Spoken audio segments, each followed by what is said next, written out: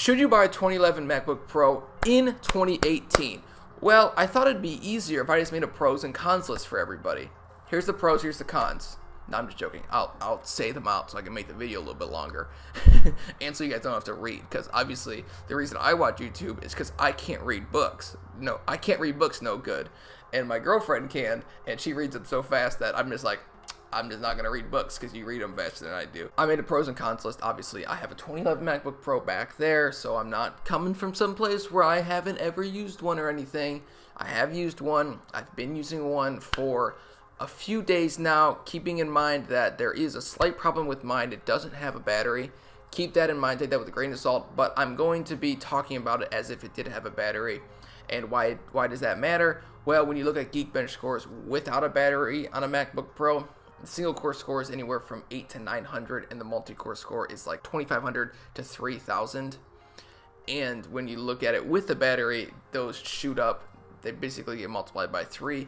The single core score goes to about 2,700, and the multi-core score goes close to 9,000. All right, so let's get started. We're gonna start with the pros list because I'm so positive and I'm a super dude. Starting with the pros, number one is the fact that it is really, really cheap.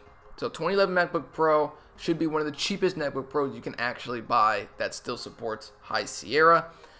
Obviously, there are some older ones, like I think a 2008 MacBook Pro actually supports High Sierra or Sierra. But a 2011 MacBook Pro is the newest with the least support, I guess, from Apple. So it's relatively cheap. You'll be getting a pretty good price on it. And the next one is the fact that it's upgradable. So you can take the RAM from 4 gigabytes all the way up to 16. You can take the storage from a wimpy 500 gigabyte, 5400 RPM hard drive to, I mean, you can do like 6 terabytes of SSD storage if you wanted to. I don't know why on earth you would do that, but you could do it. You can take out the CD drive and actually put in an SSD. There's a bracket for it online. It's like 10, 15 bucks, no big deal, and you could put in another 3.5 inch drive. The next pro is that it does work with older Apple hardware. So looking behind me, you see an Apple Cinema display that supports this MacBook. It has the MagSafe 1 adapter, it has the mini display port, and it does have USB 2.0, which is everything that this has. This monitor was actually pretty much built for that laptop.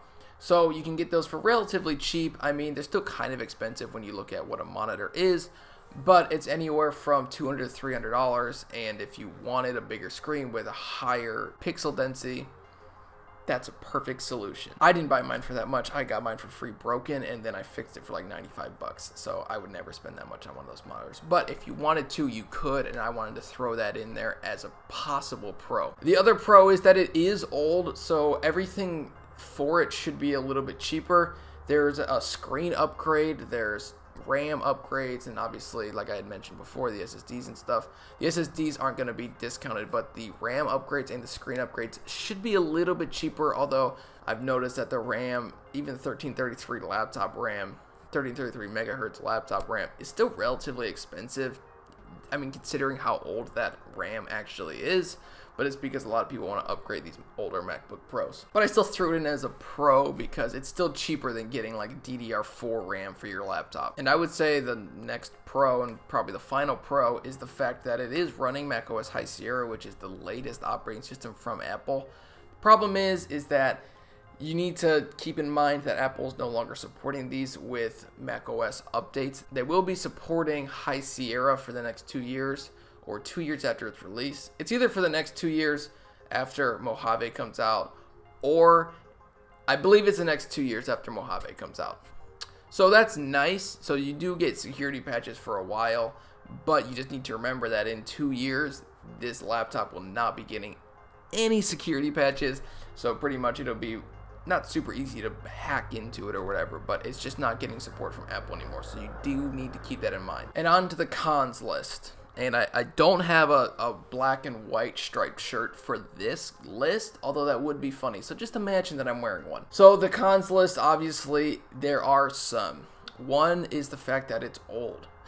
I mean, it's a 2011 MacBook Pro. There is the problem with the security patches, although MacBook Pro for 2 years isn't a super short amount of time to keep a laptop, but you just need to remember that when purchasing this, you're not going to be getting updates for a little bit. The next con is that specifically with these 15-inch 2011 MacBook Pros, you do have the problem with the graphics card failing. So if that fails, the whole motherboard needs to be replaced.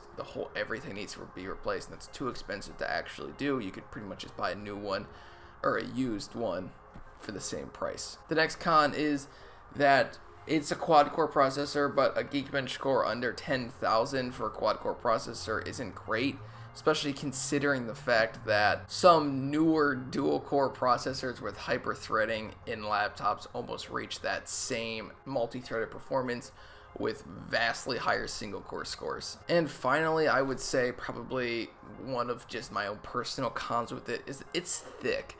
It's a big laptop. It's thick, it's heavy. When it sits on your lap, you're like, whoa, this thing weighs a ton.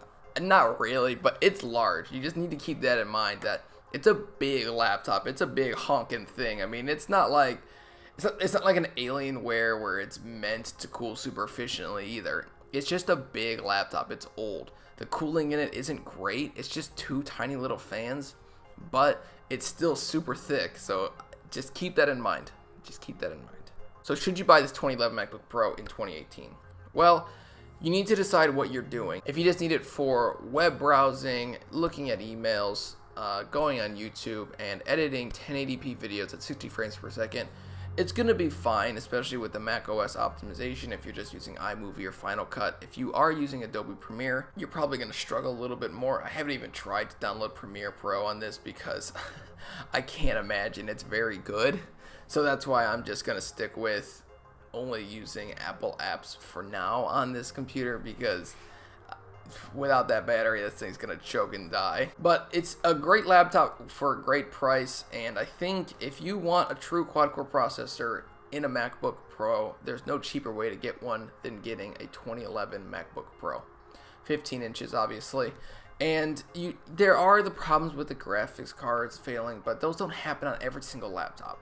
It's a problem, it's a big problem, but it's not like 95% of the laptops fail. It's a very small portion of the actual laptops built that fail, but it is an issue that has happened on many laptops, so you do need to keep that in mind. But I would say if you want a relatively powerful laptop for cheap that runs macOS, this is a great laptop. You can have it for anywhere from $400 or $500, and it's gonna do pretty much everything you need it to do. If you get into more advanced video editing, 4K or multiple different camera angles, it's gonna start to choke up a little bit. So you just need to be prepared to either upgrade or only film at 1080. That's just my personal opinion. But I say go for it. It's a great laptop. It doesn't have AirDrop though. Keep that in mind. I found that out yesterday. You can't AirDrop from your phone to this laptop. Kind of annoying, but not a huge deal. Just something that's kind of annoying. So if you like the video, consider subscribing and killing that like button. I'm not joking. I want you to grab that like button in your hands and look at it and be like button. This is the most important thing I've ever done. And then just take it, throw it on the ground, and smash it. And then comment below, be like, why is this idiot talking about the like button like it's like a fruit or physical object? And if you didn't like the video, hit the dislike button, and as always, leave a mean comment. So thank you guys for watching. I have an official upload schedule. I decided it yesterday. Monday, Tuesday, Wednesday, Thursday, Friday, videos will be uploaded. Saturday, I will not upload a video for the most part. Maybe if I'm feeling feisty, I might upload one, or my girlfriend's not and I aren't doing anything, I might upload one. And then Sundays are live streams at 9 p.m. Eastern Standard Time. So I don't know what that is in your time, but it's at 9 p.m. Eastern Standard Time. So thank you guys for watching. This has been Scott with Techno Eclipse, and I will see you guys in the next video. Peace out.